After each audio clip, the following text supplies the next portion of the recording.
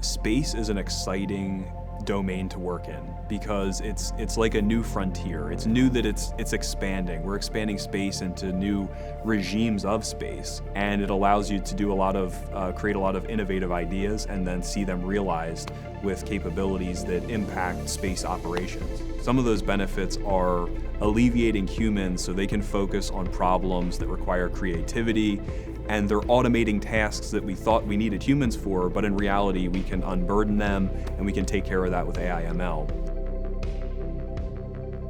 AI is a set of software approaches that allow you to achieve things that a lot of times we haven't been able to in the past.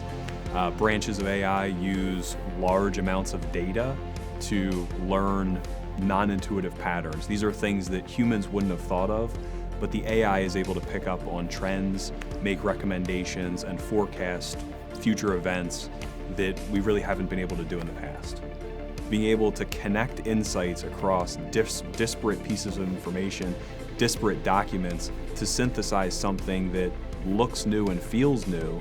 It's not actually generating new ideas, but it's drawing connections in a way that is really seamless and astonishing and inspiring. The next major leap for AI is artificial general intelligence, which is developing AI systems that are comparable to the intelligence of a human. And so that is a marker that we haven't yet achieved, and experts think that it could be 20, 40, 50, 60, 80 years out. It's very debated. I don't know what AGI in space, what that looks like. But presumably it looks like something that's extremely creative, and it looks like something that derives value in ways that we can't even conceive of right now. We see, many major milestones in the march to AGI that we can leverage to support national security. At ARKA, there's a lot of room for creativity for developing AI/ML systems. For me personally, that started in the field of signal processing, which can be viewed as kind of a precursor to AI and machine learning. And really, I became fascinated with AI/ML when it started to outperform my traditional signal processing algorithms with learned approaches based off of the raw data. And that same interest and excitement is something we see across ARKA today in the systems that we're building.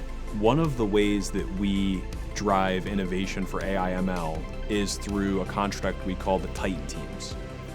The Titan teams are tech groups for all of our core tech areas. So we have them across all different aspects of software and hardware.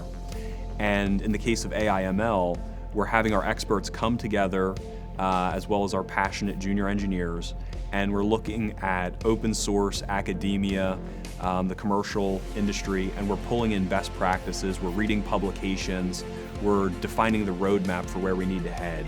We're looking at how to upskill our workforce. So this Titan team construct is our way of pulling in innovative ideas, making sure we're current. If there's models that have just been released, we want to download them, we want to use them with our data sets, we want to try them for our missions. We're employing things like self-supervised learning.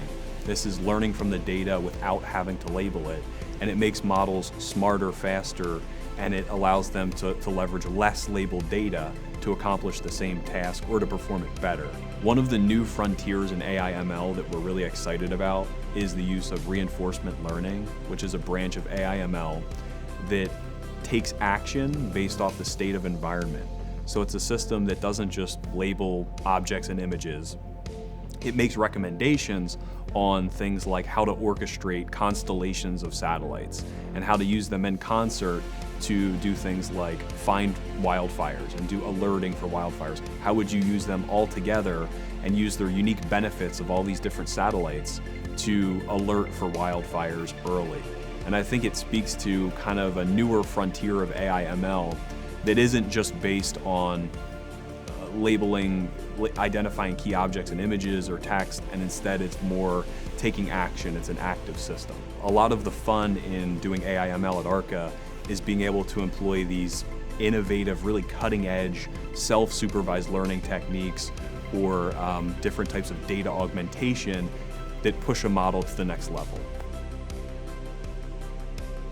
We embrace the fact that AI/ML is a newer technology, and one of our primary responsibilities is to educate the government and all of our clients on how to use it responsibly. That's things like DevSecOps, which allows us to produce secure, robust software.